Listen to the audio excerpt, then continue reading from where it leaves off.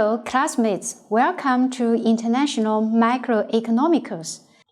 Today, we will begin to study Section 2 in Chapter 5, Income, Product, and Expenditure. As we know, there are three main approaches to the measurement of aggregate economical activity within a country: the expenditure approach, the product approach, and the income approach. The expenditure approach looks at the demand for goods. It examines how much is spent on demand for final goods and services. The key measure is gross national expenditure, GNE. The product approach looks at the supply of goods. It measures the value of all goods and services produced as output minus the value of goods used as input in production. The key measure is gross domestic product, GDP.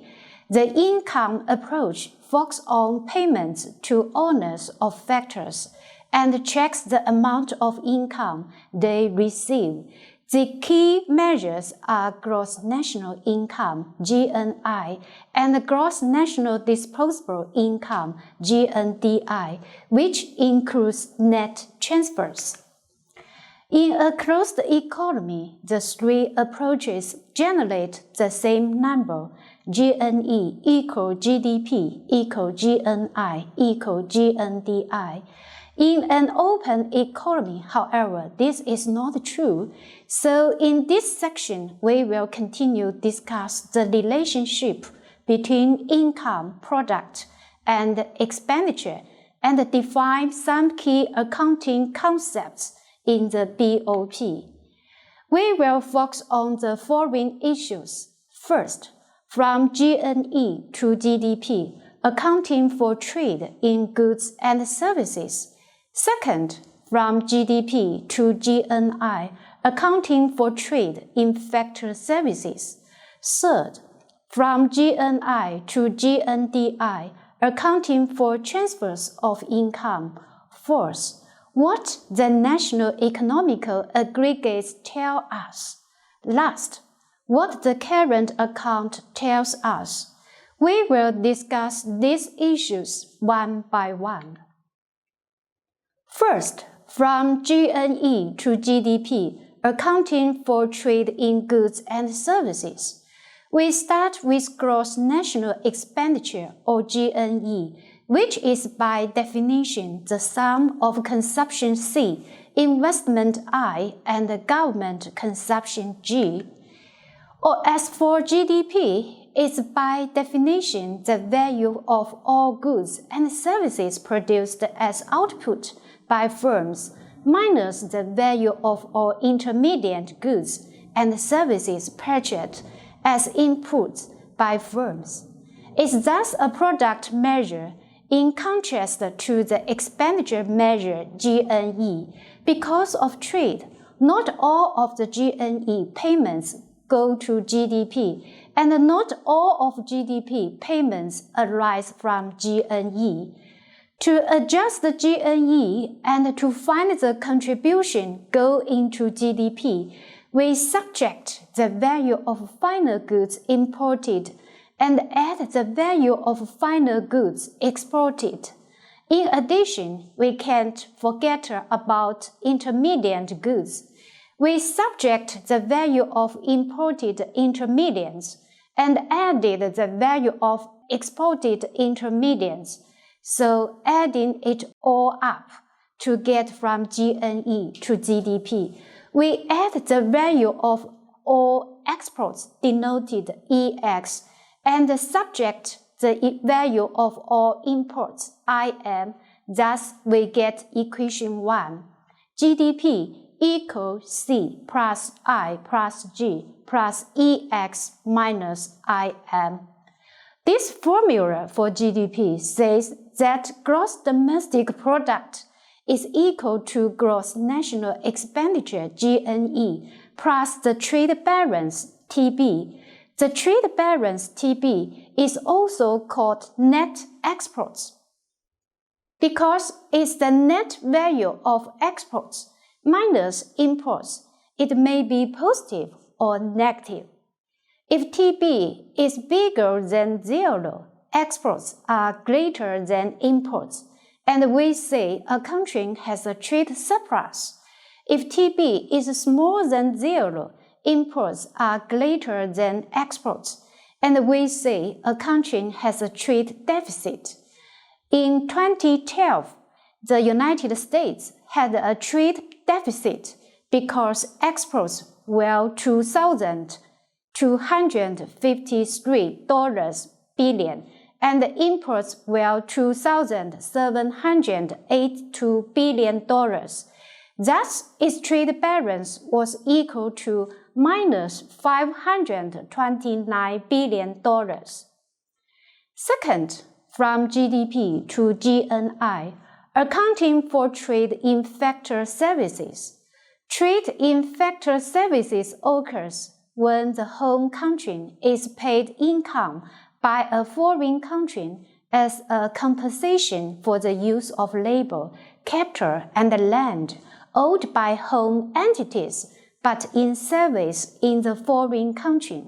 We say the home country is exporting factor services to the foreign country and receiving factor in return. An example of a labor services export is a home country professional temporarily working overseas, say a U.S. architecture freelance in London. The wages she earns in the United Kingdom are factor income for the United States. An example of trade in capital services is foreign direct investment. For example, U.S.-owned factories in Ireland generate income for their U.S. owners. Other examples of payments for capital services include income from overseas financial assets, such as foreign securities, real estate, or loans to governments, firms, and households. These payments are accounted for as additions to and subtractions from home GDP. Some home GDP is paid out as income payments to foreign entities for factor services imported by the home country, IMFS. In addition, domestic entities receive some income payments from foreign entities as income receipts for factor services exported by the home country, EXFS. After accounting for these income flows, we see that gross national income, GNI, the total income earned by domestic entities, is GDP plus the factor income arriving from overseas, EXFS, minus the factor income going out overseas, IMFS. The last two terms, income receipts minus income payments, are the home country's net factor income from abroad, NFIA equal EXFS minus IMFS. This may be a positive or negative number, depending on whether income receipts are larger or smaller than income payments. With the help of the GDP expression in equation 1, we obtain the key formula for GNI that says the gross national income equals gross domestic product, GDP, plus net factor income from abroad, NFIA. Then we get equation 2. GNI equals C plus I plus G plus EX minus IM plus EXFS minus IMFX. In 2015, the United States received income payments from foreigners EXFS of $831 billion and made income payments to foreigners IMFS of $670 billion. Thus, the U.S. net factor income from abroad, or NFIA, was $215 billion. Third, from GNI to GNDI, accounting for transfers of income. So far, we have fully described market transactions in goods, services, and income. However, many international transactions take place outside of markets. International non-market transfers of goods, services, and income include such things as foreign aid by governments in the form of Official Development Assistance (ODI), Official Development Assistance (ODA), international non-market transfers of goods, services, and income include such things as foreign aid by governments in the form of Official Development Assistance (ODA) and other help, private charitable gifts to foreign recipients, and income remittance sent to relatives or friends in other countries. These transfers are gifts and may take the form of goods and services, food aid, volunteer medical services, or income transfers.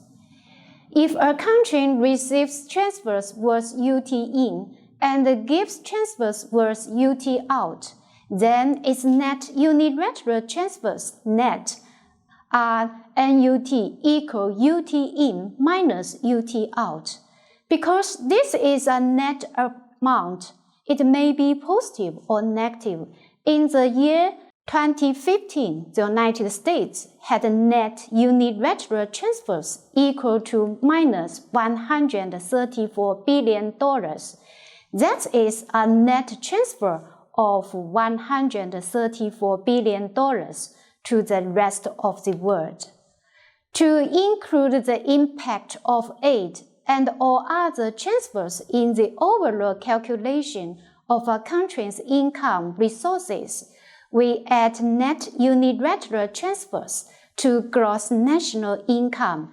Using the definition of GNI in equation 2, we obtain a full measure of national income in an open economy known as gross national disposable income, GNDI, henceforth denoted Y, so we get equation 3.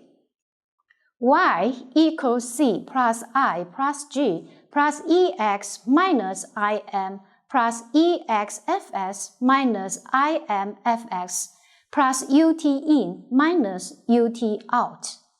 In general, economists and policymakers prefer to use GNDI to measure national income. Why? GDP is not a true measure of income because, unlike GNI, it does not include net factor income from abroad. GNI is not a perfect measure either because it leaves out international transfers. GNDI is a perfect measure because it most closely corresponds to the resources available to the nation's households, and the national welfare depends most closely on this accounting measure. Fourth, what the national economical aggregates tell us. We have developed 3 key equations that link the important national economical aggregates in an open economy. To get from GNE to GDP, we add TB. To get from GDP to GNI, we add NFIA. To get from GNI to GNDI, we add NUT. To go one step further, we can group the 3 cross-border terms into umbrella term that is called the current account CA, so we get equation 4. Y equals C plus I plus G plus EX minus IM plus EXFS minus IMFX plus UT in minus UT out. It's important to understand the intuition for this expression. On the left is our full income measure, GNDI. The first term on the right is GNE, which measures payments by home entities. The other terms on the right, combined into CA, measure all net payments to the home country arising from the full range of international transactions in goods, services, and income. Remember that in a closed economy, there are no international transactions, so TB and NFIA and NUT are all zeros. Therefore, in a closed economy, the four main aggregates GNDI, GNI, GDP, and GNE are exactly equal. In an open economy, however, each of these four aggregates can differ from the others. Last, what the current account tells us. The equation 4 can be concisely written as y equals c plus I plus g plus CA. This equation is the open economy national income identity. It tells us that the current account represents the difference between national income, Y, or GNDI, and the gross national expenditure, GNE, or C plus I plus G. Hence, GNDI is greater than GNE if and only if CA is positive or in surplus. GNDI is less than GNE if and only if CA is negative or in deficit. Subtracting C plus G from both sides of equation 5, we can see that the current account is also the difference between national saving S equal Y minus C minus G and investment, so S equal I plus CA. Well, national saving is defined as income minus consumption minus government consumption. This equation is called the current account identity, even though it's just a rearrangement of the national income identity. Thus, S is greater than I if and only if CA is positive or in surplus. S is less than I if and only if CA is negative or in deficit. These last two equations give us two ways of interpreting the current account and tell us something important about a nation's economical condition. A current account deficit measures how much a country spends in excess of its income, or equivalently how it saves too little relatively to its investment needs. We can now understand the widespread use of the current account deficit in the median as a measure of how a country is spending more than it earns, or saving too little, or living beyond its means. Figure 1 shows global trends in saving, investment, and the current account for advanced countries, emerging and developing economies, and the world economy since 1980. The chart shows saving, blue, investment, red, and the current account, yellow, as a percent of GDP. In the 1990s, emerging markets moved into current account surplus, and this financed the overall trend toward current account deficit of the industrial countries. For the world as a whole, up to the 1990s, global investment and saving rates declined as a percent of GDP, falling from a high of near 25% to lows near 20%. This trend started to reverse in the 2000s, as the high-growth emerging markets become a larger share of the global economy. That's all for today. See you next time.